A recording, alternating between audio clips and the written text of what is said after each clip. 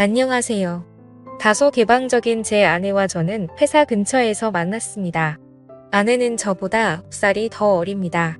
처음은 근처 다른 회사 비서 면접을 보러 왔다가 아내가 회사 근처에서 점심을 먹고 있었어요. 첫눈에 반해서 말을 걸게 되었고 우리는 그렇게 인연이 시작되었습니다. 우연치 않게 만나게 되어 짧은 연애 기간을 거쳤고 바로 결혼을 하였습니다. 그야말로 초고속으로 결혼을 한 거였죠. 결혼할 때 장모님께서 요즘에는 10살 정도 차이 나는 커플들은 많이들 있기도 하고 잘들 사니까 크게 문제될 거라는 생각은 없다며 허락해 주셨어요. 장모님은 어린 나이에 사고를 쳐서 제 아내를 낳게 되었고 장인 어른은 일찍 돌아가셨다고 하더라고요. 힘든 와중에도 자신과 아이를 포기하지 않고 열심히 사셨다고 들었습니다. 아내와 결혼을 하고 순탄한 가정 생활을 지내다 결혼 2년 차가 다 되었을 때 제 아내는 임신을 하게 되었습니다. 평소에도 엄마를 잘 따르던 아내는 신체적인 변화들이 생겨나자 그 이전보다도 더 많이 장모님을 찾았고 그로 인해 장모님께서는 집에 오시는 경우도 많이 잦아졌습니다. 저희 집과 장모님 댁은 대중교통을 이용하게 되면 가까운 거리여서 장모님은 이른 아침에 오셔서 제 저녁까지 챙겨주셨습니다. 저는 그렇게 해주시는 장모님을 보면서 늘 감사하고 미안했습니다. 하루하루를 지내던 어느 날 아내가 임신 5개월이 넘었을 때부터 우리 부부는 싸움이 잦아졌습니다.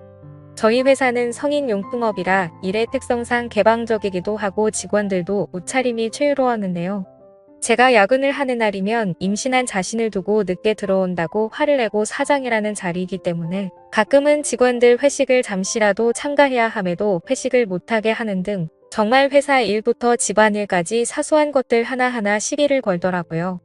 결혼 전에는 제가 사장이니까 직원들에게 이렇게 해줘야 한다, 저렇게 해줘야 한다라며 제게 많이 내조를 해줬었던 아내인데 갑자기 이렇게 달라지고 이제는 직원들 챙길 시간이 어디 있냐며 오히려 성질부터 내는 겁니다. 저도 마음이 많이 지쳤고 나름대로 힘들어서 술로 매일매일을 지내왔습니다. 그런 모습들을 장모님이 가장 가까이에서 지켜보고 계셨었죠. 그러던 어느 날 제가 퇴근하고 집으로 돌아오자 장모님께서는 피곤하지 않으면 집까지 데려다 줄 수 없겠냐고 하시면서 조심스레 말씀을 건네시는 겁니다. 동시에 제 아내에게 박서방을 데리고 가서 집에 무거운 물건들 위치를 좀 바꾼다고 말씀을 하시더라고요. 그리고 저녁 먹이고서 집으로 돌려보내겠다고 하시더군요. 아내는 알겠다며 올 때 아이스크림을 사오라고 했습니다. 짐을 옮기려고 장모님을 모시고 출발했습니다. 가는 도중에 장모님과 이런저런 이야기를 많이 했습니다. 저는 평소에도 장모님이 미혼모였다는 사실을 알게 된 후부터 아내를 바르게 잘 키우셨다는 생각에 존경스러웠습니다. 그 이야기를 하자 장모님께서 갑자기 왈칵 눈물을 흘리시더라고요. 그러시면서 미혼모가 어떻게 되었는지에 대한 얘기들을 해주셨어요. 혼자서 딸을 키우면서 쌓아둔 많은 얘기들을 해주셨습니다. 저는 그런 장모님을 보면서 어린 나이 때부터 마음고생이 심하셨겠구나 생각도 들었고 장모님이 이제는 제게 마음을 많이 열어줬구나라는 생각을 하였습니다. 그런 이야기를 듣고 있자니 저도 덩달아 마음이 아프고 여자같이 여린 장모님을 보면서 감정이 묘했습니다. 장모님 댁에 도착하자 무거운 식탁이나 물건들을 선발에 올려달라고 말씀해 주셨고 밑에서 도와주신다며 제 아래에 계셨습니다. 아까부터 묘한 감정에 휩쓸렸던 저도 모르게 아래가 달아올랐고 장모님 눈앞에서 서버렸습니다. 너무 민망해서 가리고 싶었지만 두 팔은 이미 물건을 들고 있어서 다 보셨을 겁니다. 그날은 도망치듯 밥도 안 먹고 집으로 돌아왔습니다. 하지만 그때부터 저희들 사이에는 문제가 생겨났습니다. 점심에 매일 밖에서 음식을 사서 챙겨 먹던 저를 안쓰럽게 생각해 주셨는지 장모님은 도시락을 직접 싸서 제게 가져다 주셨습니다. 제가 운영하는 회사는 저희 집과는 버스로 두 정거장 정도 떨어져 있습니다. 처음에는 그런 장모님의 수고스러움에 부담스러운 마음도 있었지만 어느 순간부터는 장모님과 점점 더 가까워졌고 그런 일상들이 당연하게 여겨지더군요. 오늘은 무슨 반찬을 갖다 주실까라는 생각에 빠지는 날들이 점점 더 많아졌습니다. 그리고 그런 나날들을 보내다 보니 제 아내를 모르는 경비분들과 청소이모님들이 사모님께서 이렇게 정성스럽게 도시락을 매일 갖다 주시냐며 사모님이 참 미인이시다라고 하시더군요. 주민분들이 볼 때는 당연히 부부 사이라고 봤을 것 같습니다. 장모님은 저와 나이 차이가 많지 않았고 미모도 훌륭하셨으니까요. 심지어 누가 장모님이 이렇게 매일 같이 도시락을 싸서 직접 갖다 주리라고 상상이나 할까요?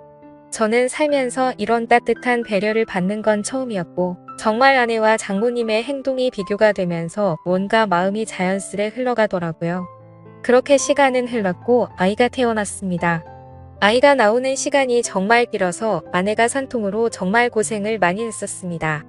아내는 그렇게 아이를 낳고 산후조리원에 있었고 그동안 저는 혼자서 집에 있어야 했습니다. 장모님은 집에만 있으면 뭐 하냐면서 아내도 케어하고 저녁엔 저희 집에 와서 살림을 해주시겠다고 했습니다. 첫째는 제가 산후조리원에서 밤늦게까지 있다가 집으로 돌아와서 별다른 일이 벌어지지 않았는데 둘째 날부터 결국에는 벌어져서는 안 될 사단이 일어나고야 말았습니다. 집에 도착했는데 짧은 반팔티에 굉장히 짧은 바지를 입고서 바닥을 닦고 계시는 겁니다. 그 모습을 보는 순간 저는 정말 깜짝 놀라버렸습니다. 사실 말이 장모님이지 40대 초중반의 장모님은 밖에서 보면 어느 남자들이나 뒤돌아볼 만큼 미모가 훌륭했고 몸매는 말도 할 게 없고 30대 못지않은 미녀였습니다. 장모님이 아니라 다른 여자였다면 이렇게 놀라지도 않고 아마도 계속 몰래 쳐다보았을 겁니다. 아마 다른 남자들도 공감하실 겁니다. 하지만 그런 광경을 보기에는 너무 부담스러웠고 그렇다고 또 장모님을 보고 좀 단정하게 입어주시면 안 되겠습니다라고 하기도 어려운 상황이었어요. 결국 저는 조심스럽게 눈을 돌린 채 얼른 제 방으로 들어갔습니다. 그렇게 장모님은 집 여기저기를 한참 청소를 하시더니 저녁 식사를 차릴 테니 얼른 씻고 나와서 식사를 하라고 하시더군요. 그렇게 저는 샤워를 하러 들어갔고 장모님과 단둘이 집에 있는데 이렇게 샤워를 하고 있다니 뭔가 기분이 묘하고 야한 생각이 들기까지 하더라고요. 저는 샤워를 마치고 장모님과 저녁 식사 자리를 가지면서 밥을 먹고 있었습니다. 장모님은 그동안 딸이 임신하고부터 아내가 그동안 저에게 했던 행동들에 대해서 이해해달라면서 미안하다고 사과를 하시더라고요. 저는 충분히 이해한다며 걱정 말라고 말씀을 드렸고요. 장모님과 저는 그렇게 이런저런 얘기를 나누면서 식사를 하고서 소맥 한 잔을 마시기 시작했는데요. 한 병이 두 병이 되고 두 병이 세 병이 되고 점점 마시다 보니 장모님과 저는 금세 술에 조금 취하게 되면서 그때 이미 저희들 사이의 아내의 존재는 서서히 흐려지기 시작했습니다. 장모님은 마치 동정회에 온 첫사랑처럼 예뻐 보였고 기분이 좋아졌습니다. 아내와 매번 느끼고 지내던 세대 차이를 장모님과는 전혀 느껴지지 않았고 그렇게 긴 대화를 주고받았던 것 같습니다. 냉장고에 있던 맥주와 소주들도 다 돈이 나게 되었고 오래간만에 술이라 살짝 부족하더군요.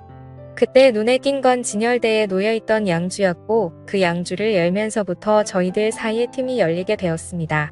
40대 초중반의 나이에 얼굴 몸매는 20대도 부럽지 않을 만큼의 장모님은 누가 봐도 관리를 잘했기에 그동안 오랫동안 참았던 제 욕구가 생겨나기 시작했습니다.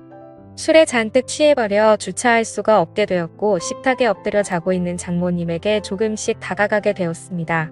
정말 피부가 뽀얗고 잡티 하나 없이 너무 예뻐 보였습니다. 그래서 저도 모르게 얼굴에 손을 대고 있었습니다. 다만 움직임이 없는 장모님을 보면서 안심을 했고 술에 취해서는 저도 모르게 잠이 들어버렸죠. 다음 날 기억을 더듬어 보면서 사위로서는 해서는 안 될 짓을 한 걸 깜짝 놀라면서 일어났습니다. 거실로 나가보니 장모님은 전날에 술을 너무 마셔서 기억이 없다면서 정리가 안 된 술자리를 정리하기 시작했습니다. 저는 속으로 한숨을 내쉬며 한편으로는 다행이라고 안심하면서 어색하지 않은 티를 내려고 TV를 봤습니다. 그날은 연휴기도 해서 집에 있었는데 장모님은 딸에게 다녀온다며 집 밖으로 나가셨습니다. 그래서 저는 조금은 편안해진 마음으로 더 쉬고 있었습니다. 그날은 어제 있었던 일로 인해 아내에게 죄책감에 차마 얼굴을 보러 갈 수가 없겠더군요. 그렇게 저는 반성을 하면서 집에 서 있었고 시간은 자정이 다 되어갔습니다. 아무래도 장모님께서는 아내와 같이 있으려나 보다 하고서 잠자리에 들려고 방에서 누워있는데 문 여는 소리가 들리더니 장모님이 자정이 조금 넘어서 집으로 들어오시더군요. 장모님은 어디서 술을 드신 건지 취하셔서 술 냄새가 진동을 하더라고요. 저는 술에 취한 장모님께 인사를 드렸고 장모님은 스스로 방으로 들어가서 누우셨습니다. 그렇게 잠에 드시는 걸 확인하고 저도 제 방으로 들어와 잠을 자려고 돌아서는데 갑자기 장모님이 저에게 어제 있었던 일에 대해서 할 말 없냐고 하시는 겁니다. 내가 어제 잠든지 알았냐며 어디서 내 얼굴에 손을 대느냐고 하더라고요. 저는 정말 깜짝 놀랐고 혹시라도 아내에게까지 말씀하신 건 아닐까 너무나도 놀랐습니다. 저는 장모님에게 다가가서 무릎 꿇고 빌었습니다. 그런데 장모님은 갑자기 돌변하시더니 이번 일은 돌이킬 수 없으니 아내에게는 절대로 비밀로 하자고 하시더군요. 그리고 이미 일은 벌어졌고 용서를 해줄 테니 술이나 한 잔 더 하자고 하시더군요. 그래서 저도 도저히 맨정신으로 버티기에는 감당이 되지 않았고 양주를 거의 원샷하다시피 마셨고 어제보다 더 많이 취했습니다.